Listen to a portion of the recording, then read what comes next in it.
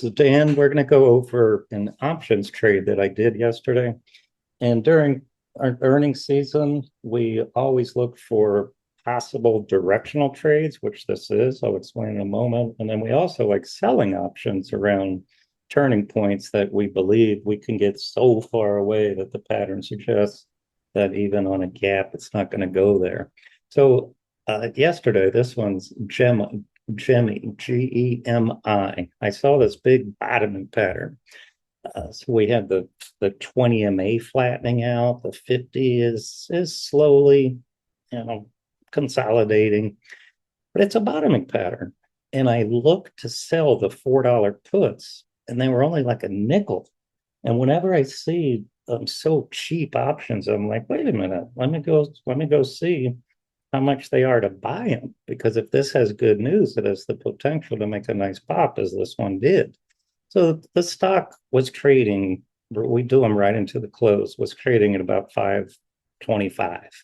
So I bought a 550 call option for only 20 cents. So a call option gives you the right, but not the obligation to buy the underlying at the agreed upon strike price, i.e. $5.50 on or before expiration, which was today. So it's just a 1 DTE, purely making a bet of, hey, I'm willing to risk 20 cents a share. If I did 10 contracts, that's $200 because the pattern has the potential to pop into this big void. So that's what I did, and it worked out fantastic. Now, let me actually show you the 15-minute chart, because what I did post after the market, and let me move this to post market. So this is last night on the earnings announcement. See this tail up here? It just surged on the earnings announcement after the market closed last night. So if I were long the stock, I would sell in the strength, but call and put options do not trade after 4 p.m. I mean, there's certain ETFs do until 4:15 Eastern, but I couldn't sell these if I wanted to. So the extra lesson I'm going to show you right now, talk to you about, is how do I protect my gains? I have a big gap, a big move, but I can't materialize, I can't monetize that. So remember, long calls, I have the right to buy the underlying at $5.50. So I staggered orders to short the stock before it took off. So I looked at the daily chart and I just made an educated guess.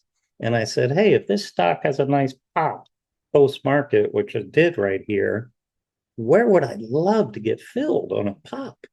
So I had one at 640, one at 670, one at 690, one at 750, which I did not get filled on. But I heard all these dings going off after the market because I'm getting filled short stock. So now I am short stock and long call options. So let's talk about how I managed it. Let me just swing back now to the regular session. Okay, so this is today. Had a big gap up, and I'm hedged. The stock can go, even though I'm short stock, even if it rallies to $100 by the end of market close today, it doesn't matter. I've locked in my gains at the cost basis of where I shorted the stock, less my 20 cents basis for buying the call option. I have the right to buy it at 550. So my gain is my short stock cost basis less I have the right to buy it at 550 plus the 20 cents a share that I paid for. So it can go to $100 and I've still locked in my gain. So I didn't do anything all morning. And then it started coming in, and I actually sold my call up. And you don't need to do what I'm about to tell you, but it's just a way to turbocharge your returns. I could have done nothing and just let it expire at 4 o'clock. And as long as it expires over 5:50, then it's going to be a wash in my brokerage account. I'm short stock. And then if my 5.5 calls expire 1 penny in the money, there's auto exercise. And so now I'm long stock and it's a wash. The position will disappear over the weekend. But what if hypothetically the stock tanks down to $2? Making up an example.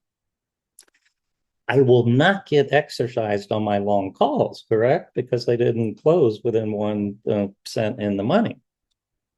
So now I'm short stock with let's just use round numbers, a cost basis of 680. And if it now closes at $2, then I have increased my gain.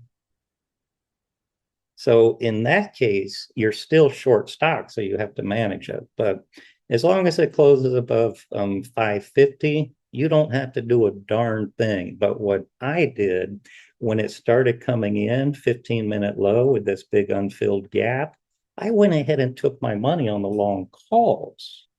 So I just sold them, and now my position is short stock because I was hedged and then I unhedged.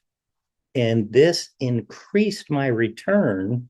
And then as soon as it traded over a prior bar's high, I got out of, well, I actually did it on a 5-minute chart. When it came down here, I was shorting under here, 15-minute low. And right here, I covered when it traded over this prior bar. And now I am flat. So that's how I manage the position.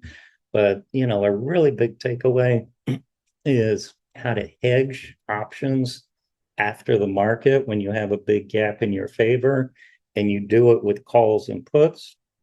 And secondly, is we call this an intelligent buying options as a speculative earnings gap.